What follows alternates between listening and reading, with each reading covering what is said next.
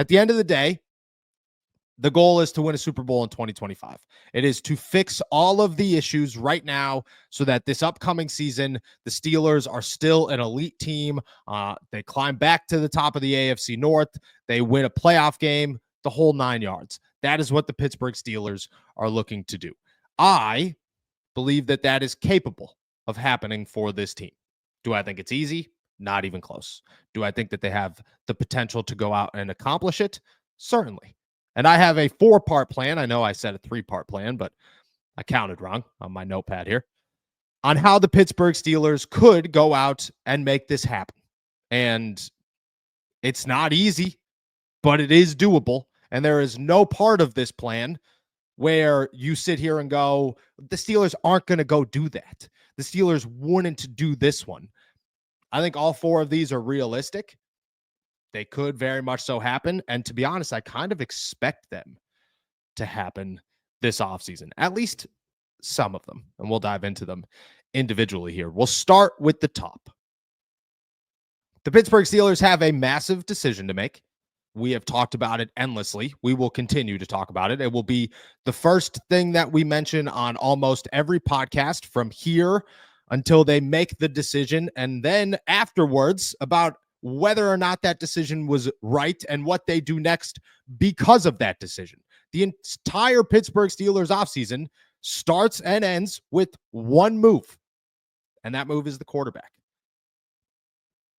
My simple solution, that isn't that simple, is easy. Make your pick, because the Steelers aren't going to go out and get Kirk Cousins. They aren't going to go out and get Aaron Rodgers. They aren't going to go out and get Shedeur Sanders or trade up for Cam Ward or draft Will Howard and make him the future franchise quarterback of this team. They're going to decide between 2 guys, Russell Wilson and Justin Fields. So part 1 of this plan is very easy. Part 1 is make your decision at quarterback, make it now, and don't let them leave. Because if you let Russell Wilson or Justin Fields hit the open market, things become very dangerous very fast. You have no idea if the New York Jets are willing to pay bonkers money for another quarterback. You have no idea if a team is going to or expects to miss out on a quarterback in the NFL draft, and they're saying, we're one piece away. Cough, cough, the Las Vegas Raiders. You have no idea if for some reason 4 starts or 6 starts, is enough to make sure that Justin Fields is worth way more money than the Pittsburgh Steelers are willing to pay him in another team's eyes. And the same with Russell Wilson. Both of these quarterbacks want an opportunity, but those dollar signs speak volumes in the NFL, and they always will. My simple start to the process for the Pittsburgh Steelers is to make that decision now as quickly as you can. And let's not act like it's a deep, difficult conversation. It's not. It's Omar Khan and Mike Tomlin. Mike Tomlin said, we spaced out half a day for it. Half a day. If you only needed half a day to make your quarterback decision, it's not that difficult of a decision to make. Go out, make that decision, sit down with who needs to be sat down with. I would expect it's Mike Tomlin, Arthur Smith, Art Rooney, Omar Khan, maybe Tom Arth, all in a room discussing, hey, how do we do this? Where do we go about this? Andy Weidel would be there as well, and making that call. And then you do not let them leave. You do not let them, whoever it is, hit the open market. You just make sure that you have your quarterback before free agency starts. Then you go to part 2. Part 2 is rebuild where you can. It's not going to be everywhere, and the Pittsburgh Steelers will never give up and just say, we're going to go 3-10. Although Jim Rooney, who is a nice guy, is getting absolutely roasted online and through the media because he's saying fans would lose their minds at 3-10. Yeah, they would. But they're also losing their minds at 10-7 with a first-round playoff exit. Nobody feels good about that, just like nobody would feel good about 3-10. It's not a victory either way. We're not looking for morale boosts right now. People are simply looking for answers to make sure that your team is once again a Super Bowl contender, that the standard becomes the standard. Okay, well, the Rooneys don't rebuild. The Pittsburgh Steelers do not rebuild. They regroup. They figure it out. They go out and they get what they can, where they can, when they can. So part 2 is to rebuild where you can, which is 5 places. Your wide receiver room. whether that's Cooper Kupp, whether that's T. Higgins, whether that's Deebo Samuel, whether that's Amari Cooper that we talked about yesterday, whether that's the NFL draft, whether that's a trade for a guy like Tyreek Hill or DK Metcalf or Christian Kirk or whoever. You rebuild your wide receiver room as much as you can. You get rid of those that can go. Mike Williams, Van Jefferson, Scotty Miller. You keep those who should stay. Roman Wilson, Calvin Austin, maybe George Pickens. You do not get rid of George Pickens because George Pickens is part of the rebuild if you cannot replace him. Unless you are guaranteed to replace George Pickens with another George Pickens or George Pickens level, which is capable. You go out and get T. Higgins and draft Emeka Ibuka, you're in a spot where you can make that call if you're the Pittsburgh Steelers. But you do not subtract until you have to subtract in this situation. Your defensive line, you could go get all the depth in the world there, and you should, because the Pittsburgh Steelers need depth in two critical areas, their defensive and their offensive line, because whether they like it or not, they get banged up there. And whether they like it or not, you have to start guys like Dean Lowry. You have to start guys like Preston Smith. Okay, great. Go figure out how to make those guys better, how to improve that depth. You rebuild on the defensive line. You go get a guy like Javon Hargrave. You go get 2, 3, maybe even 4 defensive tackles that you could play behind all of these guys and get rid of everybody else, probably outside of Montravius Adams, and you could keep DeMarvin Leal because he's still on the end of his rookie deal, and he had potential coming into last season. On the offensive line, it's the same way. You have your starters, all 5 of them, but you have no depth. Spencer Anderson played all 5 positions last season. He can't do it again this year. Go find somebody else, maybe 2, maybe 3 guys to come in here so that you're not looking at Calvin Anderson and Max Sharping as your guys when you started out with Nate Herbig and Broderick Jones. It was a much better situation. Go set yourself up for a place like that once again, whether that's Calvin Beachum, which I think is a great choice for them if they're going to get a swing tackle, whether that's re-signing Nate Herbig, I have no idea, but go get at least 2, maybe 3 of them. Safety. You have Miles Killebrew, you have Minkah Fitzpatrick, you have Deshaun Elliott, and you're going to hope Ryan Watts turns into something. Go replace DeMonte Casey. That, in my eyes, is a rebuild. You use him enough to the point where you could have a third safety who makes a pretty significant impact. Okay, go get a safety. All right, football fans, things are getting real. Whether your team has made it to the conference championship or not, there's still plenty of ways to enjoy the games. Get in on the action right now with my partners at DraftKings Sportsbooks. They're offering all new customers $200 in bonus bets instantly by just betting $5. Don't let this slip away. Download the DraftKings app now and sign up using our code ALLSTEELERS.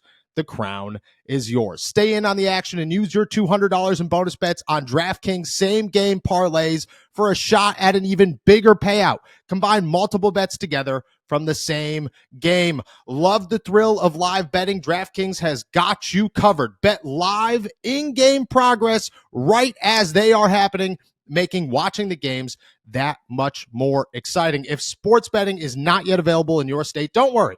You can still join in on all the fun with DraftKings Daily Fantasy and have the shot to win cash prizes. Download the DraftKings Sportsbook app now. New customers use my promo code ALLSTEELERS and bet just $5 on any wager and get $200 in bonus bets instantly. That's promo code ALLSTEELERS only at DraftKings Sportsbook.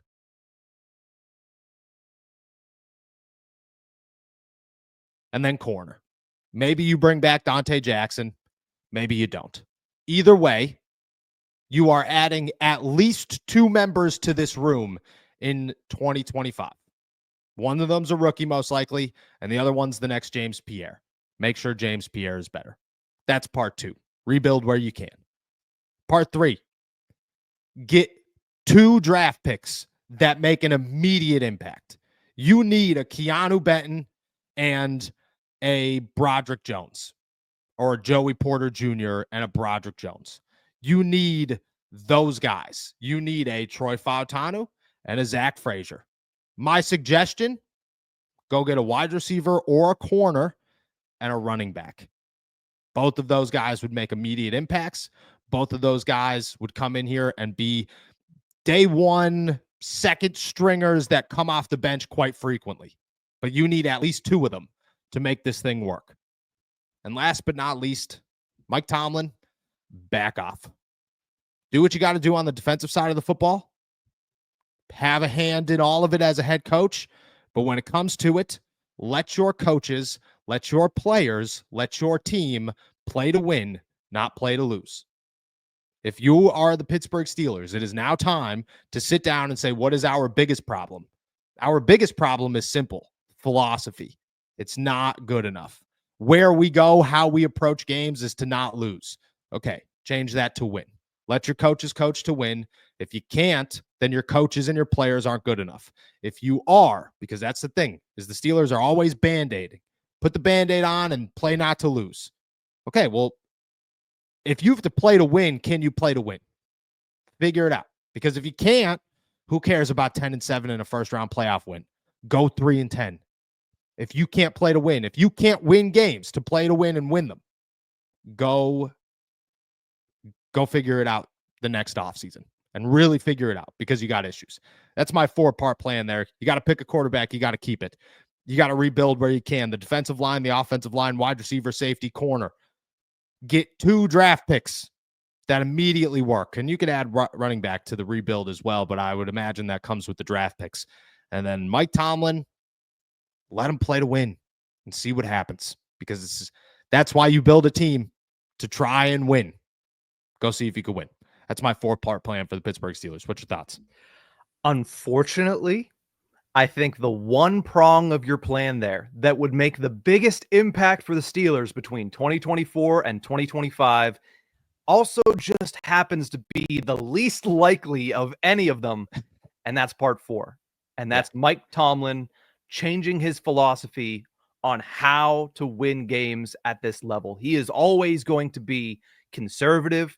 Don't turn the ball over, put it all in the defense, and do just enough to squeak by, no matter if you're playing a 2-win team or if you're playing a 13-win team. That's his philosophy. I just don't see that changing. But I will agree with you. That's one of the best ways to get this team over the hump. That's one of the best ways to get this team out from this mediocre middle that they've been sitting in for the last 5 years, probably more if you ask some people.